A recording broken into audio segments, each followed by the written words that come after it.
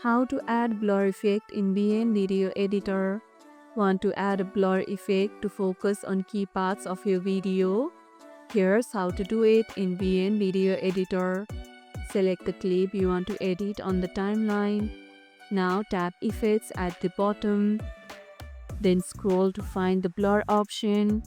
Tap blur, then adjust the intensity by sliding the bar to get the perfect amount of blur. You can move or resize the blurred area if needed by dragging on the preview screen. If the blur does not show, check that you are editing the right clip and try restarting the app.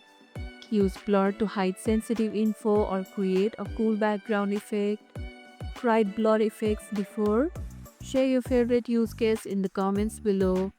And that's how you can add blur effect in VN Video Editor.